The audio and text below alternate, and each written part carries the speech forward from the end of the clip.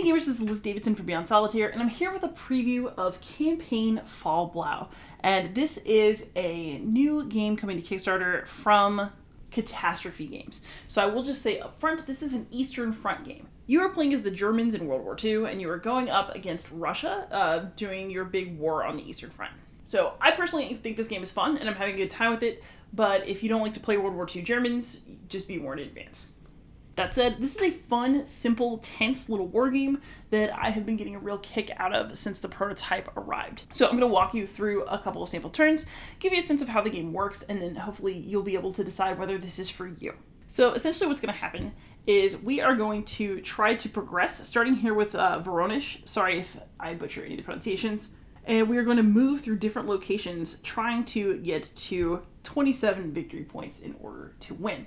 So as we defeat various locations, more locations will be open to us. So I can't just go from this location all the way over here. I'm going to have to make my way through the Eastern Front in order to open up new locations for me to target. Also, as you'll see over here, again, I've got a long way to go to get to 27 victory points. As you can see, a lot of these are sort of like a small number of victory points each. And I have never gotten anywhere near a brilliant victory. Never.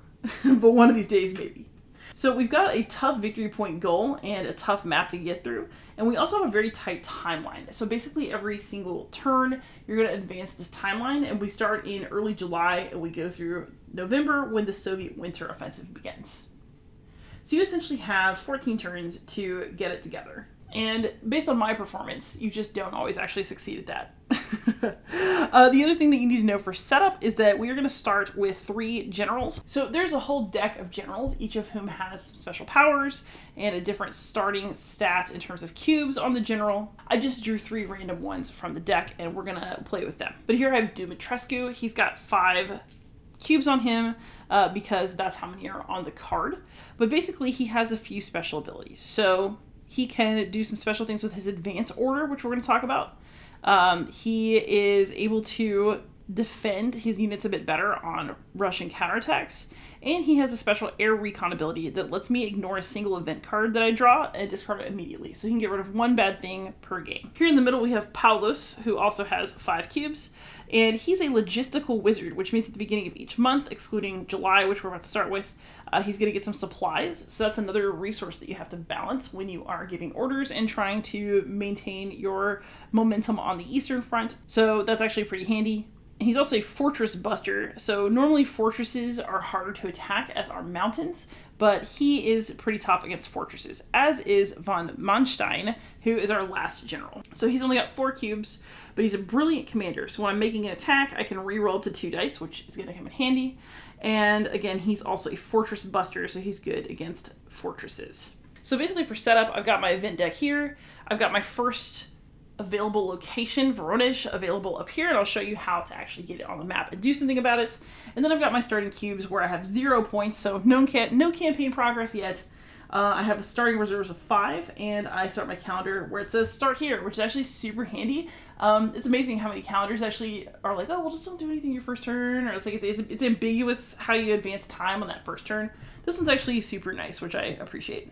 So we're going to go through a couple of turn sequences just to show you how the game works, and I think they'll give you a really good sense of what you're supposed to do in Campaign Fall Blau.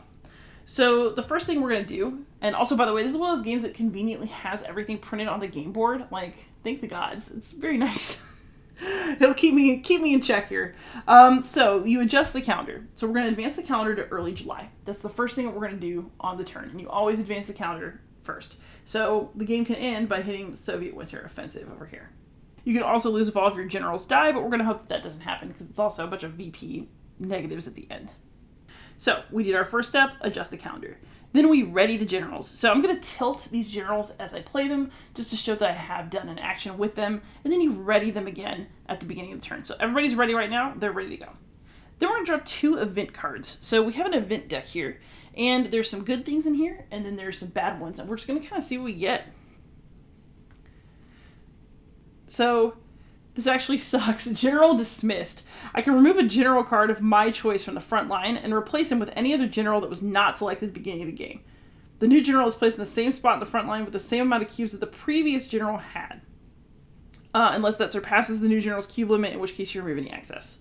So Well, dang. I was happy with my general setup, but general dismissed. So this will just go into discard. And, I mean, you know, this is just samples. So let's go ahead and say that we're going to get rid of...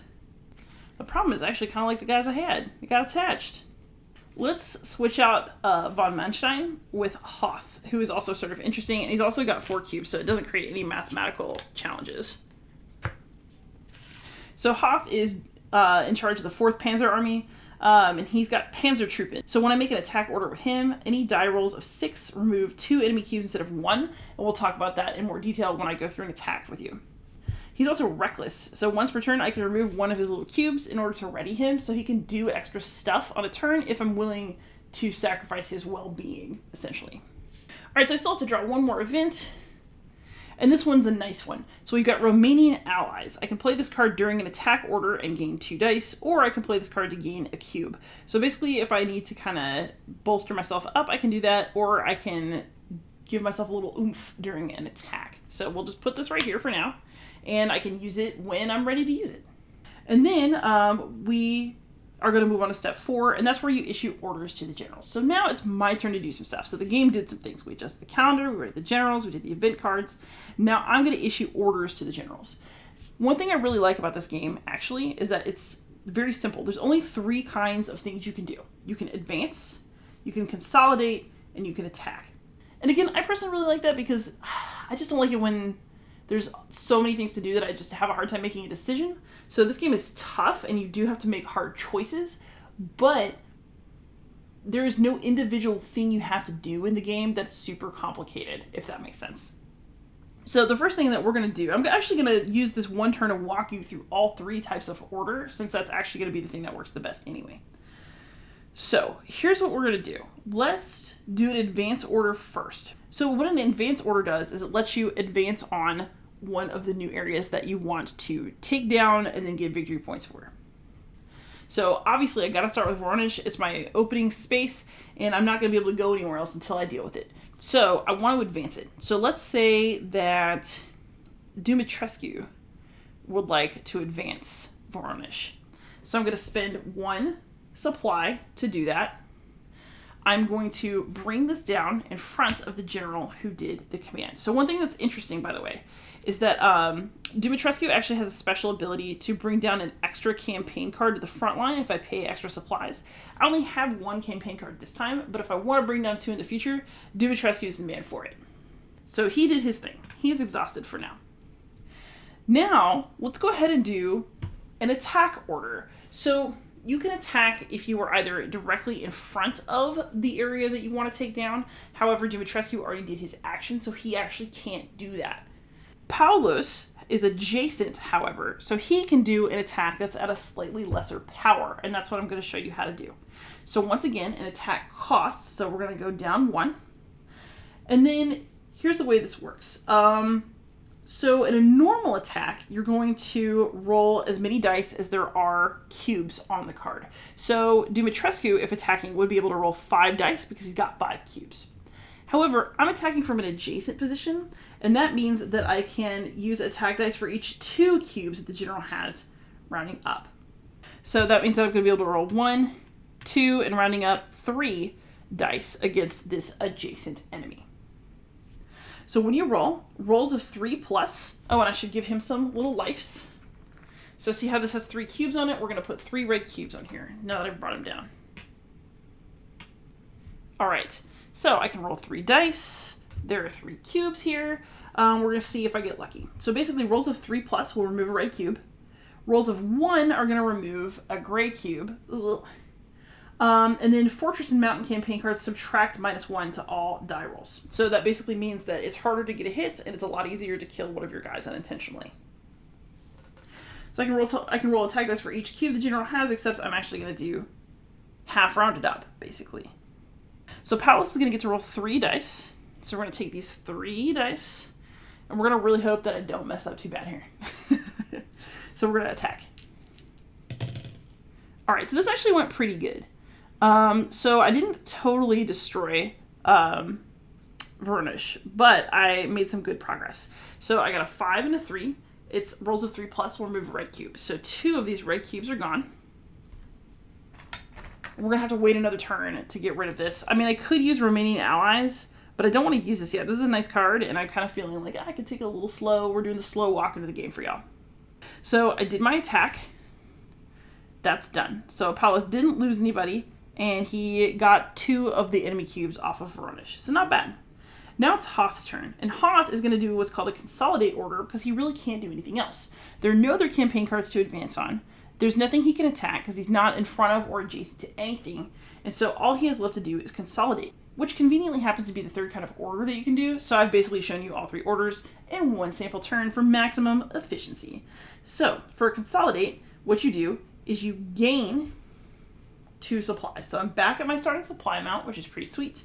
And then in addition, the general given this order will also gain a cube, except that I actually can't gain a cube because I'm at full health right now. You can't like go too high. But if he was hurt, this would be helpful. But, you know, it's still a nice little move. And that means that Hoth has done his thing. So all 3 of my generals have gone. So that means that I've issued orders to the generals and we're done. Now we're going to resolve local Soviet counterattacks. I'm going to walk you through what that looks like. So essentially at the end of each turn, the Soviets are going to launch some local counterattacks. And, you know, if you don't have any campaign cards out, there's nothing to do with that. There's no attack. But we do have a campaign card in play, and it's going to launch a counterattack. So basically, the counterattacks get launched not against the general who last attacked, but at the general who's directly in front. So Veronish, this last dude, is going to attack Dumitrescu in like a little counterattack.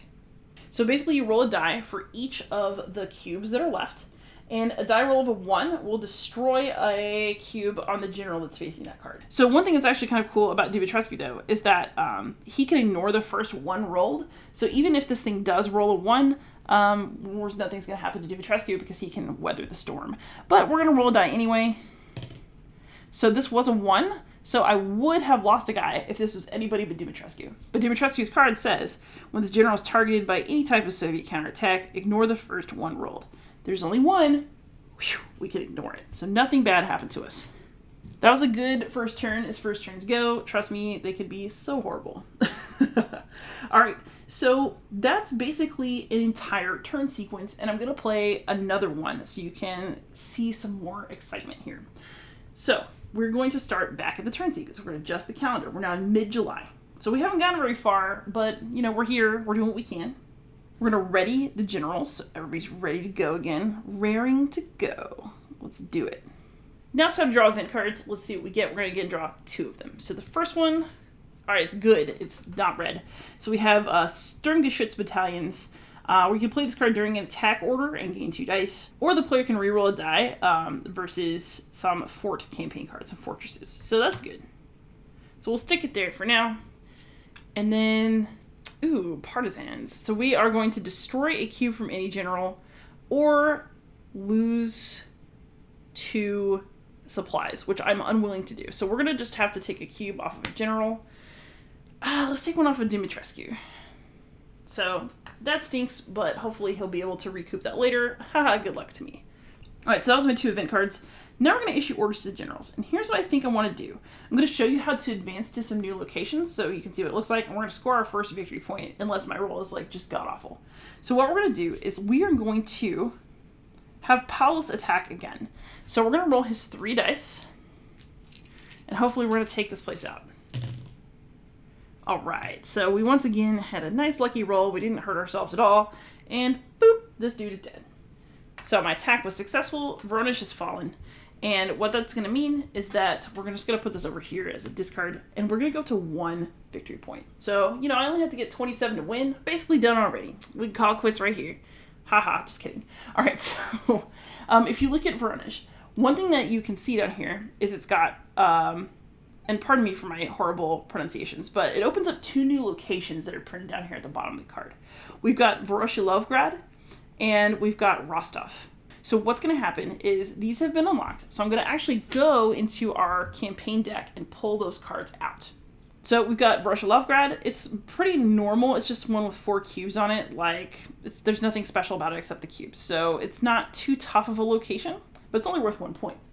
Then over here, we've got Rostov, which is going to open up a bunch of stuff to us, but it's a special kind of card. So here we can see it's a fortress, which means that my die rolls are going to be -1 against it, except I do have a couple fortress buster dudes up here, so we can maybe do something about that.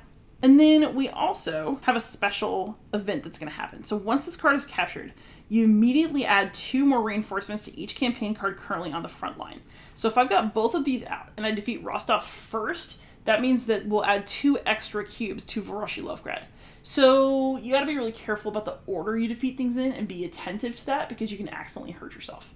So right now these are just kind of up here and they're available, but we're going to have to do something. So you might have noticed we don't have very many turns. I cannot just fart around and hope for the best. I'm going to have to take some risks. So the way that I'm choosing to do that, I think this time, is we're going to use Dumitrescu's special power.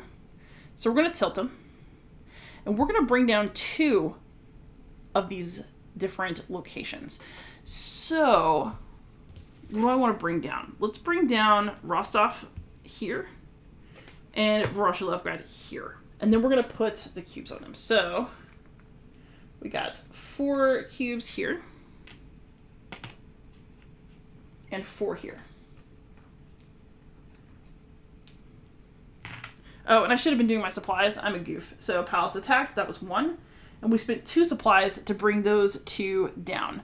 So we're about to immediately have a supply issue, which is also something worth noting. At all times, you're always running out of supplies. And I've taken a big risk by bringing these guys down here because we're going to have a counterattack too. So, woof. But you know what? No guts, no glory, right? This is a tough Eastern Front, and we're just going to have to, keep pushing. So I could choose to do something like consolidate again with Hoth and, get some more supplies. But you know what? Forget that. I'm going to be bad. We are going to use Hoth to attack because, this is a sample playthrough. I want to make sure that I show you a bunch of stuff and not waste too much of your time. So we're just going to attack with Hoth, and we're going to call this video to an end after a couple more notes. But I might actually come back and finish this game, though. So Hoth is going to attack. So he's going to attack adjacent. That means he's going to roll 2 dice against Voroshilovgrad. However, he is able to turn any die roll of 6 into something that takes away 2 cubes instead of 1. So he gets 2 dice innately. But what I think I want to do is I think I'm going to play my Sturmgeschütz battalions to get another 2 dice, which is risky because if I roll 1s, it's bad for me. But also I need to make some progress here. So, we're going to do it. So now I have 4 dice to roll. Come on, Hoth, buddy. All right. So I didn't accidentally kill anyone, which is amazing. And in fact, this was a killer roll. I don't think I've had a roll ever this good in this game. So I got a 6, and that means with Panzertruppen, I get to remove 2 of these cubes. Boom. This is a hit. This is a hit. Boom, boom. And then this whole place got wrecked. So this is going to go in the discard pile. But before we do that, we're going to get 1 victory point. And we're going to open up a new location, which I'm going to find in the campaign deck. So now I've opened up another couple of victory points that I can go for, but it's another fortress and it's kind of tough. So I'm going to have to think about when I want to advance towards this location because it doesn't automatically go out here. I have to choose to advance on it. So I might decide to destroy Rostov first and then come after this. That said, this has been a good turn for me, but the Russians do get a counterattack. So Rostov is going to get to attack and they're going to get to roll 4 dice against Dumitrescu down here. We do get to ignore the first one, but any other ones are gonna eat away at his reinforcements. So let's go ahead and roll. Okay, so we got all these rolls, and then this one, but I get to ignore the first one. So this counterattack was ineffective. And that means that we've survived yet another turn in pretty good shape. So once again, we would adjust the calendar, ready the generals, and go through all these steps again. And that's the basics of how you play this game. What you might have noticed, however, is that the locations get more and more challenging. There are decisions you're going to have to make about risk to take, dice to roll, the order in which you're going to try to conquer things. And there are a couple other tricks to the victory points that you should probably know. So if you look very closely here, there are a couple of spaces on here that have stars. If you are getting victory points and you land on one of those spots, you have to add reinforcements to the Russians. And what that means is that you do not want to land on these unless you absolutely have to. Also, by the way, Hoth should have gone down to 1 supply. So I'd be starting next turn with 1 supply left, and I'd have to do something about it. So there's going to definitely be some consolidate orders happening during that next turn. I would probably consolidate Dumitrescu and Hoth and then use Palace to attack or something like that. That would probably be my best bet for next turn. But if you land on these spaces that have the red stars, you're going to have to be really careful because you could accidentally hurt yourself that way. So a lot of the strategy of the game is partially about things like, oh, well, if I destroy Rostov first, it's going to add reinforcements to other campaign cards that are out, and maybe I don't want to do that. You also have to look at the victory point totals and think, oh, like, ooh, if I'm on the 5, do I want to get something that's going to be 2 victory points and then I accidentally add some Russian reinforcements? Like, I don't know if I want to do that. And you have to think it through. So there are a bunch of smaller decisions that are very interesting in this game and that make it a little extra challenging. So that's Campaign Fall Blau. I personally really like it. It's a nice, tight, quick little war game. It's very nicely built for solo, and I'm very happy that I got a chance to share it with you so you can decide if it's your sort of game. Thank you so much for watching. Please like, subscribe, comment, and most of all, happy gaming.